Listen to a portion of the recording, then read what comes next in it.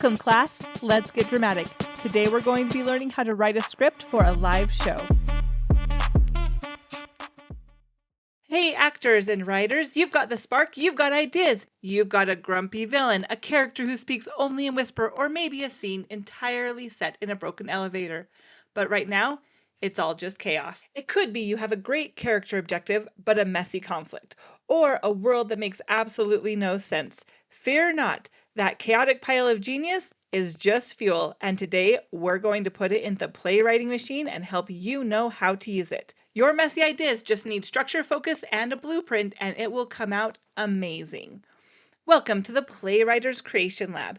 We're going to take those brilliant jumbled fragments and turn them into a story that grips your audience. We're going to give you a genius format, your conflict a purpose, and your play a spine. Now it's time to stop having ideas and start building a script. Let's get to work.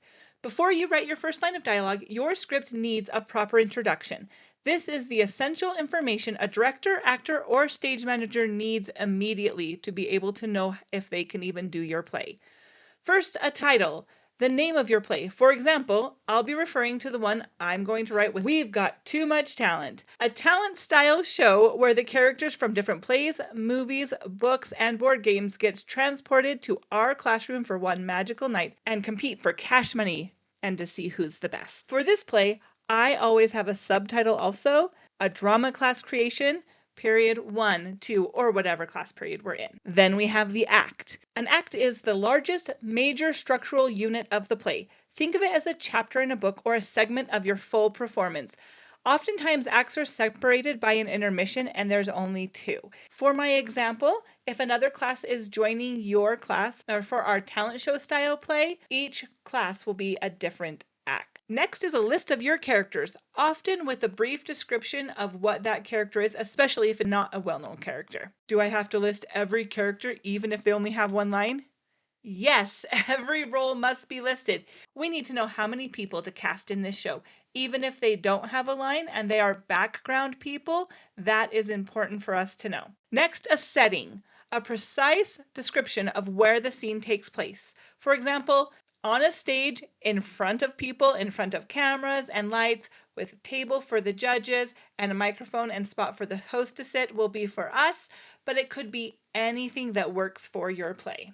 Now we have scenes. Scenes break the acts down into smaller sections. Oftentimes it is a set change and you will have another setting at the top of the scene section. Sometimes the characters are coming in or out of the room. Oftentimes we use this for rehearsals to just practice one scene at a time. There's 2 different routes to go for playwriting here. One is character-driven story, and the next one is plot-driven story. Character-driven story would be that you have characters in mind, and then you want those characters to be in whatever type of scenario you envision, but you start with your character. So shows like Friends, The Simpsons, and plays like Hamilton and Matilda are character-driven. And because I am focusing mostly on a play that I already have envisioned in my head and I can put in different characters and actors depending on what we need, that would be plot-driven story. Shows like Pandora's Box, The Big Bad Musical, Into the Woods, those are plot-driven shows. For plot-driven shows, you first must establish the scene, the world. This one, we're starting with hosts and judges and then contestants backstage. You could choose to do something with the zombie apocalypse and take different characters into that apocalypse, or a game show disaster where things fall apart right and left. It is up to you, but you start with the plot. How do you do that, you ask? You start with the exposition. That is the part of the play that introduces the characters, the background, and anything else the audience needs to know to be able to understand and enjoy the show. For my show, that is when we open the curtains and you see the TV show setting. The host comes on and says, "Welcome to tonight's show. We've got too much talent. Here's our hosts and our judges." It introduces the where, what, why, and how we're doing what we're doing. Welcome to tonight's show. Now we have the inciting incident. This is the event that happens that kicks off the entire story. There are many ways to do the inciting incident, but it is technically your hook into the show to get the audience's attention. How do you start the inciting incident, you ask?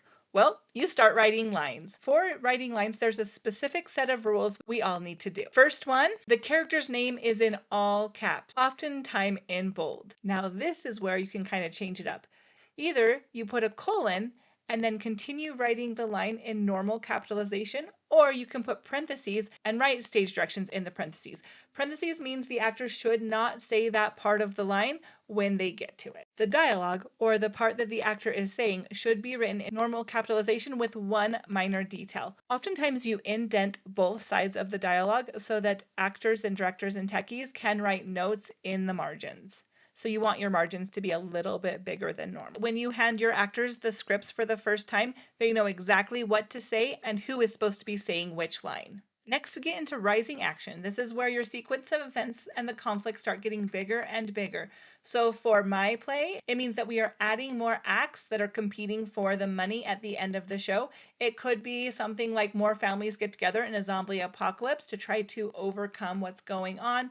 Or it could be a news program where there's different types of events happening, something that adds to the conflict and makes things get more intense. Oftentimes you want to give your character a reason to face the battle, to face the storm, like their children are in a house across town and they need to get there, which can build conflict and help your audience get more engaged. The journey of the play leads to the climax, which is the highest point of external tension. So when everything is the most intense. In a plot-driven play, that is the moment where the objective is won or lost. For a character-driven play, the character now knows the outcome of the choices that they've made. And last, the falling action and the resolution. This is where the story wraps up and we can see what is going to happen in the end.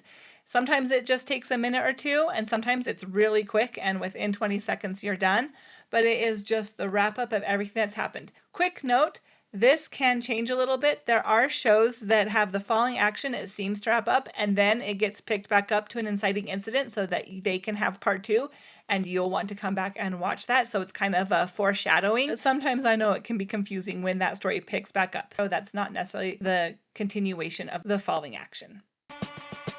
Teachers, please like and share so I can continue making content.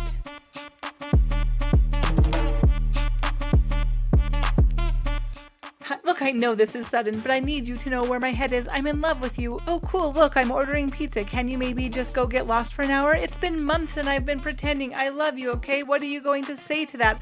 I'm going to say this. Oh, I don't think I was supposed to read all of that. Where's the formatting?